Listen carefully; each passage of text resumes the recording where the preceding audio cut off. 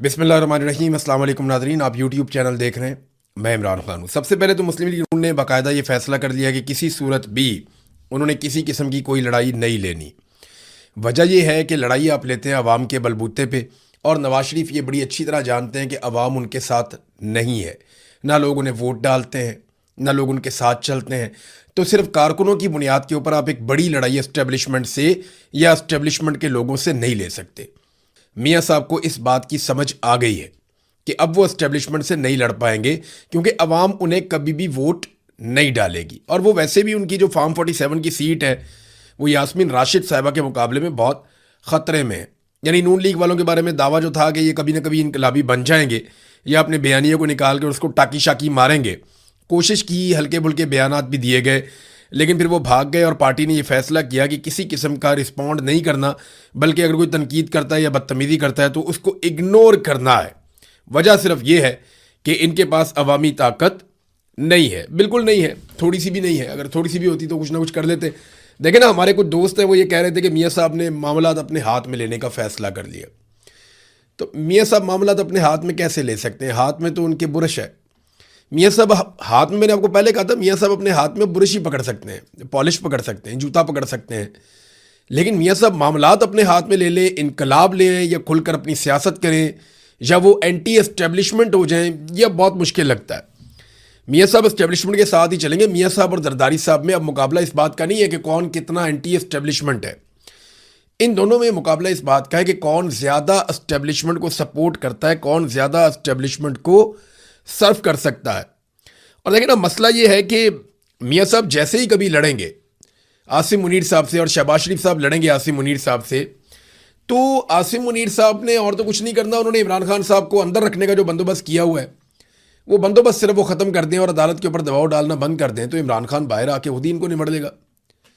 और आसिम मुनीर को इस बात का डर है कि इमरान खान मुझे भी नहीं छोड़ेगा, लिहाजा आसिम मुनीर साहब भी इनके साथ मिलकर चलने के लिए जो है वो मजबूर है, तो ये मिलकर ही चलते रहेंगे। नून लीग ने हल्की फुल्की बातचीत की है, मोहसिन नकवी को सुनाई है, राना सनाउल्लाह ने भी बातचीत की कि मैं तो चाहता था जवाब दिया जाए, लेकिन मेरी पार्टी ने फैसला किया कि अब मोहसिन नकवी को किसी किस्म का जवाब नहीं दिया जाएगा। अच्छा, मोहसिन नकवी को तो जवाब देना दूर की बात है, DGISPR को भी इन्होंने जवाब नहीं दिया।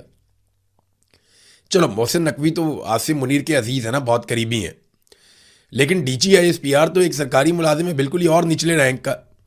DGISPR ने जो कहा उसको भी इन्होंने जवाब नहीं दिया, बल्कि एक लफ्ज़ का भी जवाब नहीं दिया। तो सबसे पहले ये जो शुदनी छोड़ी थी ना कि मुक्तदरा या एस्टेब्लिशमेंट का कोई झगड़ा हो गया PMLN के साथ और कोई वार्निंग शॉर्निंग हो रही है, ये सबसे पहले छोड़ी थी सुहेल वड़ाइच ने। उन्होंने इस बात का आगाज़ किया था, जिससे बहुत सारे लोगों के पेट में मरोड़ उठ गए थे। फिर अंसार अब्बासी साहब को दिन रात ये गम खाया जा रहा था कि मेरे कायद का कोई बेड़ा गर्क ही ना हो जाए दोबारा से। तो उन्होंने बहुत राब्ता किया, तो उन्हें बताया गया आराम से सो जाएं, सुकून करें। अब सार आलम को भी कहा गया कि बिल्कुल नींद पूरी करो, कोई मसला नहीं, असी तुहानू बिल्कुल किसी किस्म का रगड़ा नहीं लान लगे, आराम करें आप। यही बात जो है वो अंसार अब्बासी साहब को भी बताया गया, और वो बेचारे सारा दिन सारी रात जो है वो नून लीग के कारकुनों को हौसला देते रहे, बेफिक्र रहे, मियाँ साहब बिल्कुल इनकलाबी होने नहीं जा रहे, आप फिक्र ना करें। हमाद अजहर ने बड़ा ज़बरदस्त ट्वीट किया था कि नून लीग में लड़ाई सिर्फ एक बात की है कि एस्टेब्लिशमेंट का जो पाँव पकड़ना है वो दायां होना चाहिए या बायां होना चाहिए, बस यही इख्तलाफ है। पूरी की पूरी नून लीग इस बात पे मुत्तफिक है कि पाँव पकड़ना है एस्टेब्लिशमेंट का, लड़ाई इस बात पे कि दायां वाला पकड़ना है या बायां वाला पकड़ना है, भाई इतनी ही बात है। हमाद अजहर ने इसको दरिया को कूजे में बंद किया था। बात हमाद अजहर की बड़ी वजनदार है। बिलावल ने एक बोंगी मारी है, और बिलावल का स्टेटमेंट बड़ा मजे का है। मैं स्टेटमेंट देखता हूँ, मेरे पास पड़ा हुआ, तो मैं आपको निकाल के सुनाता हूँ। ये ज़रा बिलावल का स्टेटमेंट सुने, यानी बड़े मखसूस अंदाज में जैसे बिलावल बात करते हैं। उन्होंने क्या बात की, बहुत ही मज़े का, ये ज़रा सुने आप। और मेरे मुस्लिम लीग नवाज के दोस्तों के लिए जो पैगाम है वो सिर्फ इतना कि आपको वो आवाज़ सुनाई दे रही है, ज़रा गौर से सुने। टिक टॉक, आपकी उल्टी गिनती शुरू हो चुकी है। अच्छा, ये भी बड़ा लतीफ़ा है पाकिस्तान की सियासत में। पाकिस्तानियों ने पता नहीं क्या गुनाह किया था कि ये बच्चा इसको सियासत में लाया गया। ना इसकी कोई औकात है, ना कुछ और, ना कोई सियासी तरबियत है, कुछ भी नहीं है। सिर्फ इसका नाना जो है वो एक जर्नैल ने कत्ल कर दिया था, और इसकी वालदा जो है वो कत्ल हो गई। उसके बाद ये सियासत में आ गया और आगे चेयरमैन लग गया डायरेक्ट। और बहुत सारे लोग हैं, उन्होंने बड़ी कुर्बानियाँ दी। अब तो पाकिस्तान तहरीक इंसाफ में बेशुमार लोग हैं जिन्होंने बिलावल से बहुत बड़ी बड़ी कुर्बानियाँ दी हुई हैं। अब तो बहुत बड़े बड़े लोग, बड़ी बड़ी कुर्बानियाँ देने वाले लोग बाकी पॉलिटिकल पार्टीज़ में भी हैं। یعنی یہ نہ 3 میں نہ 13 میں، اصل میں شروع سے سونے کا چمچ منہ میں لے کر پیدا ہوا نا، تو اس کو بیچارے کو یہ عادت ہی نہیں ہے شکست کی. ہر چیز اس کو گھر میں پلیٹ میں رکھ کے ملی ہے، لیڈرشپ بھی پلیٹ میں رکھ کے ملی ہے. چھوٹا سا تھا، اس کو انہوں نے کہہ دیا جی کہ آپ کی والدہ لکھ کر گئی ہیں کوئی لیٹر، اس میں اب آپ لیڈر ہیں ہمارے. سب نے کہا یہ ٹھیک ہے، یہی ہمارا لیڈر ہے. کسی نے بات ہی نہیں کی تو وہ لیڈر بن گیا. تو اس کو کیونکہ ہر چیز سونے کا چمچ ملا ہوا ہے، پلیٹ میں رکھ کے ہر چیز ملتی ہے، تو جب اس سے کوئی چیز نہ ملے نا تو اس کا مجھے لگتا ہے ذہنی توازن تھوڑا سا بگڑ جاتا ہے. اب وہ بگڑا ہوا بچہ جو ہے وہ یہ کہہ رہا ہے کہ ٹک ٹاک ٹک ٹاک. تو بلاول صاحب ایک ٹک ٹاک میں آپ کو سناتا ہوں، غور کیجئے گا. ٹک ٹاک، جوتے پالش کرنے کا ٹائم ہو گیا. ٹک ٹاک، اب آپ کا دوبارہ جوتے پالش کرنے کا ٹائم ہو گیا. ٹک ٹاک، اب آپ کا پھر سے جوتے پالش کرنے کا ٹائم ہو گیا. آپ یہی کریں گے اور آپ کچھ نہیں کریں گے، اور آپ اس حکومت کو وہاں تک سپورٹ کریں گے جہاں تک کہ آپ کو ملٹری اسٹیبلشمنٹ کہے گی. کیونکہ آپ کے جو والد ہیں جو آپ سے بڑے انقلابی بنے پھرتے ہیں، وہ یہ کہہ چکے اپنے منہ سے کہ میں اسٹیبلشمنٹ کے ہاتھ مضبوط کروں گا، ہم سارے مل کر اسٹیبلشمنٹ کے ہاتھ مضبوط کریں گے. تو آپ جتنے مرضی ٹک ٹاک کریں، ہر ٹک ٹاک کے بعد آپ کو جوتا پالش کرنا پڑے گا. اور نون لیگ کا آپ ساتھ دیں گے. ابھی تک 5 بجٹ پاس ہوئے، ان 5 بجٹ میں بلاول آپ نے ووٹ دیا. مسلم لیگ نون نے جتنا ظلم کیا پاکستانیوں پہ آپ نے ووٹ دیا. ابھی تک 2 آئینی ترامیم ہوئی، ان دونوں آئینی ترامیم میں آپ نے ووٹ دیا. ابھی تک جتنا ظلم اور بربریت ہوئی اس میں آپ نے حصہ ڈالا. سندھ کے اندر آپ نے بالکل کچل کے رکھ دیا سیاسی مخالفین کو. آپ کی بہن کو الیکشن جتانے کے لیے سارے امیدوار اٹھا لیے گئے اور غائب کر دیے گئے، کسی کو ڈرا کے بٹھا لیا گیا. تو آپ بینیفیشری ہیں اس سسٹم کے. آپ نے اپنا چیئرمین سینٹ بنایا، آپ نے اپنے سینیٹرز لگوائے، آپ نے اپنے گورنرز بنائے، آپ نے 3 صوبوں میں حکومت لی، آپ نے اپنے والد گرامی کو صدر پاکستان بنایا انہی جعلی ووٹوں سے.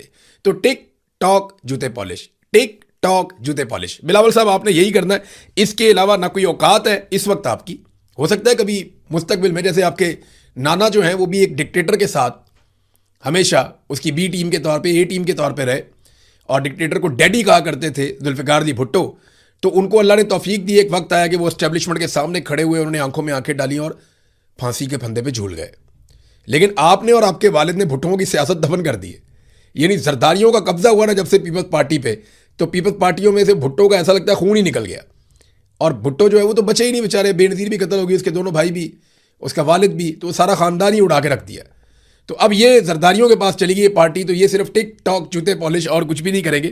یہ یہی کام کریں گے جو انہیں آتا ہے، اور اس کام کے یہ لوگ اب ماہر بن چکے ہیں. ناظرین، علیمہ خانم خیبر پختونخوا میں اپنی کمپین چلا رہی تھی اور وہ لوگوں کو موٹیویٹ کر رہی تھی کہ میرے بھائی کو جیل سے نکالنے کے لیے کوشش شروع کرو اور تھوڑا لوگ اکٹھے ہو جائیں. تو وہاں پہ اچھے بڑے اجتماعات ہوئے، بہت بڑے ان کے استقبال ہوئے. جب وہ ڈی اے خان پہنچی تو وہاں پہ استقبال اتنا بڑا نہیں ہوا. تو اس کی وجہ یہ ہے کہ جو گنڈا پور خاندان ہے یا گنڈا پورز ہیں، ان کی ڈی اے خان میں اچھی خاصی ورت ہے. ابھی آپ اس کو نگیٹ نہیں کر سکتے. ابھی وہ عمران خان صاحب کی پارٹی میں، اور ان کا اپنا ایک نیریٹو ہے، ان کا اپنا ایک بیانیہ ہے. وہ اپنے لوگوں کو جا کے بتاتے ہیں ہمارے ساتھ زیادتی ہوئی ہے. تو کیونکہ لوگ عمران خان کو پسند کرتے ہیں اور گنڈا پور کو عمران خان کا ساتھی سمجھتے ہیں، تو وہاں گنڈا پوروں کے ساتھ کوئی پراپر کوارڈینیشن نہیں ہوئی. اس کا شکوہ کچھ لوگوں نے کیا اور اس کی وجہ سے کوئی بڑا استقبال ڈیرہ اسماعیل خان میں علیمہ خانم کا نہیں ہوا. اس کے اوپر کوئی سوالات بھی اٹھائے جا رہے تھے، لیکن وہ کوارڈینیشن کا کہا جا رہا ہے کہ کوارڈینیشن نہیں ہوئی. کچھ لوگ کہتے ہیں جی گنڈا پوروں نے جان بوجھ کر نہیں ہونے دیا. تو یہ دونوں ایلیمنٹ ہیں. بہرحال وہاں کوئی اتنی بات بنی نہیں، لیکن باقی جگہوں پہ بڑا شاندار استقبال علیمہ خانم کا عمران خان رہائی تحریک کے حوالے سے ہوا. اب جیسے ہی وہ پنجاب میں داخل ہوتی ہیں میاں والی میں، تو ان کے اوپر کریک ڈاؤن شروع ہو جاتا ہے.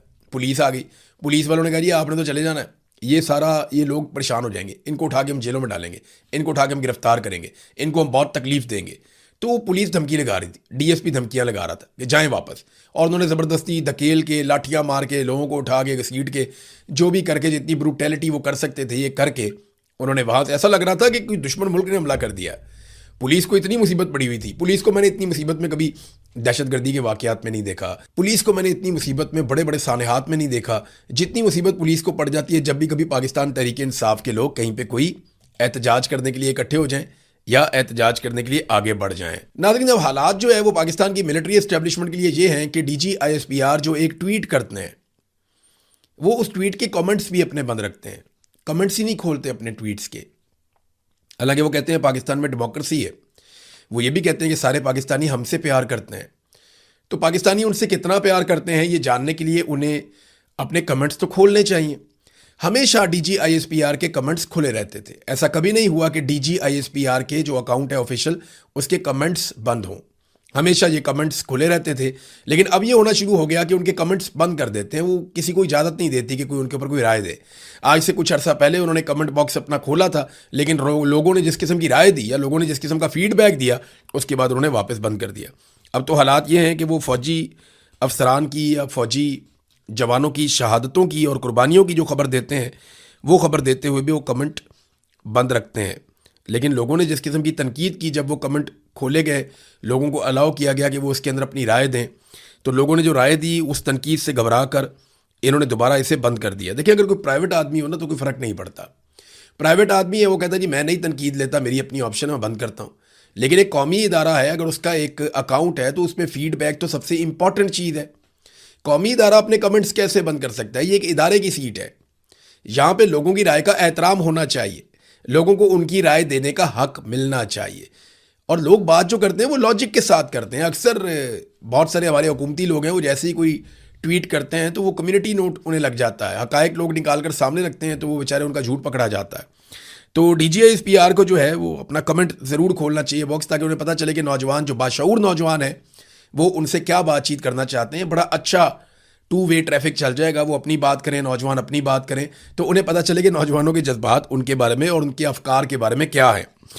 ناظرین, ہمارے کچھ صحافی جو ہے نا وہ فوری طور پہ ایکٹیو ہو جاتے ہیں کہ جناب میری بڑے اچھے بندے سے بات ہو گئی ہے, میری بڑی ہائی لیول پہ میٹنگ ہو گئی ہے, معتبر ذرائع سے میری بات ہو گئی ہے, طاقتور شخصیت سے میری ملاقات ہو گئی ہے, مقتدرہ سے میرا رابطہ ہو گیا ہے. اور یعنی اس قسم کے جو جملے استعمال کیے جاتے ہیں یہ ایکچولی جرنیل ہیں پاکستان کے. یعنی ایک D G I S P R ہے, اس سے ملاقات ہو جائے, یا اس کے آفیسر کسی اور سے, کسی میجر جنرل سے یا کسی بریگیڈیئر سے ملاقات ہو جائے, اتنا ہی ہوتا ہے. ایک آئی ایس آئی میں ہیں جنرل صاحب جو دیکھتے ہیں میڈیا کے معاملات, ان سے ملاقات ہو جائے, ان سے بات چیت ہو جائے, اتنا ہی ہوتا ہے. یا کوئی سیکٹر کمانڈر ہے اس سے بات چیت ہو جائے. آرمی چیف تو میرے خیال میں ملاقاتیں کرتے نہیں ہیں, اور یہ کوئی میڈیا ویڈیا نہیں لیتے, اور اس سے وہ گھبراتے ہیں میرے خیال میں. وہ میڈیا کی باتیں چیتیں وہ اس طرح سے نہیں کرتے جس طرح باقی کوئی جرنیلوں میں ہوتا ہے, تھوڑا ان میں نہیں ہے. تو یہ اتنے سے لوگ ہیں, اور ان کو جو ہے مقتدرہ بھی کہا جاتا ہے, ان کو طاقتور حلقے بھی کہا جاتا ہے, طاقتور ترین شخصیت بھی کہا جاتا ہے. انہیں کہا جاتا ہے جناب ریاست کی یہ سوچ ہے اور ریاست یہ کہہ رہی ہے.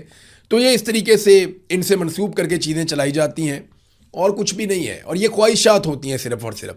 ایک صحافی آتا ہے, وہ آگے کہتا ہے جناب کہ اب بس ٹائم ختم, بلاول والا ٹک ٹاک. تو دوسرا صحافی آتا ہے, وہ کہتا ہے جی کوئی ٹائم ختم نہیں ہے, یہ ایسے ہی چلے گا, مسئلہ ہی کوئی نہیں, آپ ٹینشن ہی نہ لیں. تو اس وقت جب پورا پاکستان چل رہا ہے, اس وقت پاکستان کے اندر دہشت گردی ہو رہی ہے, مراد سعید نے بڑے سیریس سوالات اٹھائے اور بار بار اٹھائے. ان کے سوالات ہمارے سامنے موجود ہیں, لیکن ان سوالات کا جواب دینے کی بجائے ہم ثالثی میں لگے ہوئے ہیں کہ جناب ہم نے امریکہ کی اور صلح کروانی ہے ایران کی, ہم نے ڈونلڈ ٹرمپ کو اور نیتن یاہو کو خوش کرنا ہے. یعنی دیکھیں نا, انڈیا کی جو حکومت ہے, بھارتی حکومت بھارتی شہریوں کو خوش کرنے کے لیے کوشش کر رہی ہے, بھارتی شہریوں کی فکر کر رہی ہے. بنگلہ دیشی حکومت بنگلہ دیشیوں کی فکر کر رہی ہے. نیپال کی حکومت نیپالیوں کی فکر کر رہی ہے. اسپین کی حکومت ہسپانیوں کی فکر کر رہی ہے. تو جو بھی حکومت ہوتی ہے وہ اپنے ملک کے لوگوں کی فکر کرتی ہے. لیکن ہماری ایک عجیب حکومت ہے, ہمارے عجیب حکمران ہیں, انہیں ٹرمپ کی اور نیتن یاہو کی فکر لگی ہوئی ہے کہ جناب ان کے لیے کوئی پرابلم کریٹ نہ ہو جائے. ناظرین, جو گزشتہ دن گزرا, اس دن میں آزاد کشمیر میں امدادی سامان جانا تھا, انسانی امدادی سامان آزاد کشمیر میں جانا تھا. بڑے پیمانے پہ اس کے لیے نام لکھوائے گئے تھے. ڈاکٹرز نے بھی اپنے آپ کو والنٹیئر کیا تھا, بہت سارے پیرامیڈکس ہیں, انہوں نے بھی اپنے آپ کو والنٹیئر کیا تھا, لوگوں نے اپنا سامان بھی ڈونیٹ کیا تھا, اور لوگ چاہ رہے تھے کہ ایک بڑا قافلہ جائے آزاد کشمیر, اور وہ جا کر کشمیریوں کی مرہم پٹی کرے اور ان کی ڈھارس بندھائے, ان کے ساتھ اظہار یکجہتی کرے, اور جو ایک قومی سانحہ پیدا ہو گیا ہے اس کو ختم کرنے میں اپنا رول پلے کرے. لیکن لوگوں کو نہیں جانے دیا گیا. اس وقت دنیا میں 2 ایسی جگہ ہیں جہاں پہ انسانوں کا قتل ہوا اور انسانی امداد وہاں پہ روکی گئی. ایک جگہ جو ہے وہ غزہ ہے, جہاں پہ اسرائیل نے انسانوں کا قتل عام کیا اور وہاں پہ انہوں نے انسانی امداد کو روکا ہوا ہے. اور دوسری جگہ جو ہے وہ کشمیر ہے, جہاں پہ پاکستانی فورسز نے قتل عام کیا اور وہاں پہ انسانی امداد کو روکا ہوا ہے, لوگوں کو نہیں جانے دے رہے. سینیٹر مشتاق جو جانا چاہتے تھے انہیں گرفتار کر دیا گیا, انہیں عدالت میں پیش کیا گیا. عدالت نے انشور کیا کہ وہاں پہ کوئی میڈیا والا نہ آئے, اور پھر انہیں 3 دن کے ریمانڈ پہ پولیس کے حوالے کر دیا گیا, یہ کہہ کر کہ پولیس کے اوپر انہوں نے فائرنگ کی ہے اور ان سے گاڑی اور اسلحہ برآمد کرنا. آپ اندازہ کر لیں, رش کے اندر سے ان کو اٹھا کر لے کر گئے. وہ لوگوں کے بیچ میں بیچارے احتجاج کر رہے تھے, پھر بھی ان کے اوپر اتنے گھنونے اور گھٹیا الزامات لگائے گئے. تو کشمیر میں جو ہے وہ انسانی امدادی سامان نہیں جانے دیا گیا. ایک تصویر جاری کی گئی جس میں رینجرز والا جو ہے وہ خواتین کو راشن دے رہا ہے. دیکھیں اگر رینجر خواتین کو راشن دے رہی ہے اس کا مطلب ہے حالات بہت خراب ہیں. واقعی میں وہاں پہ ایک بحران پیدا ہو چکا ہے. تو رینجرز کا تو یہ کام نہیں ہے. اگر انسانی حقوق کی تنظیمیں یہ کام کرنا چاہتی ہیں, انسانی ہمدردی کے ناطے لوگ وہاں پہ جا کے امدادی کام کرنا چاہتے ہیں, تو آپ انہیں کیوں روک رہے ہیں؟ آپ لوگوں کو جانے دیجئے اور امدادی کام کرنے دیجئے. ابھی آزاد کشمیر میں جانے کے لیے ہمیں کوئی ویزا نہیں چاہیے, ہمیں کوئی رکاوٹ نہیں ہونی چاہیے. جو پاکستانی چاہے آزاد کشمیر کھانا لے کر جانا چاہے, ادویات لے کر جانا چاہے, مرہم پٹی کرنا چاہے, ان کا خیال رکھنا چاہے, تو وہ پاکستانی جو ہے اس کو جانے کی اجازت ہونی چاہیے. اگر رینجرز والا وہاں پہ راشن بانٹ رہا ہے اس کا مطلب ہے حالات خراب ہیں. لیکن کیا یہی راشن بانٹنے کی کسی اور کو اجازت نہیں ہے؟ یہ صرف خود ہی کریں گے یہ سارا کام؟ ہر چیز جو ہے وہ سیکورٹی فورسز کے کنٹرول میں ہی رہے گی. رضی طاہر صاحب کے حوالے سے ناظرین میں خبر آپ کو دے دوں کہ جو ہے سی پی جے نے اس کے اوپر بڑا تحفظات کا اظہار کیا, تشویش کا اظہار کیا ہے کہ رضی طاہر صاحب اور محمد سیف یہ 1 اگست سے لاپتہ ہیں. دیکھیں آج جو تاریخ ہے وہ 4 اگست ہے. پچھلے 4 دن سے ان کا پتہ ہی نہیں چل رہا. 1 2 3 4 آج چوتھا دن ہے کہ یہ گئے کہاں پہ. انہیں کسی پولیس اسٹیشن میں نہیں بتایا گیا, انہیں کسی عدالت میں نہیں پیش کیا گیا. اب یہ آئی ایس آئی کے پاس ہیں, ملٹری انٹیلیجنس کے پاس ہیں, کسی ایجنسی کے پاس ہیں, آئی بی کے پاس ہیں, انٹیلیجنس بیورو کے پاس ہیں, یا پولیس نے ان کو غائب کیا, کوئی نہیں جانتا. لیکن فی الحال یہ بالکل کنفرم اطلاع ہے, پتہ کروائیں گے ہم یہ کہاں پہ چلے گئے. لیکن رضی طاہر صاحب کو اور ان کے ساتھ محمد سیف صاحب کو 1 اگست سے اب تک لاپتہ کیا گیا. یہ 2 صحافی ہیں اور انہوں نے ہر صحافی کے ساتھ ہونے والے ظلم پر آواز اٹھائی ہے. میری گزارش ہے اسلام آباد میں تمام صحافیوں سے کہ وہ رضی طاہر کے لیے اور محمد سیف کے لیے آواز اٹھائیں, احمد فرحات کے لیے بھی آواز اٹھائیں, کیونکہ ہر ظلم کے خلاف ان لوگوں نے شدید آواز اٹھائی ہے, پوری آواز اٹھائی ہے, طاقت کے ساتھ آواز اٹھائی ہے. لہذا ان کے لیے آواز اٹھانا ہم سب پر فرض ہے.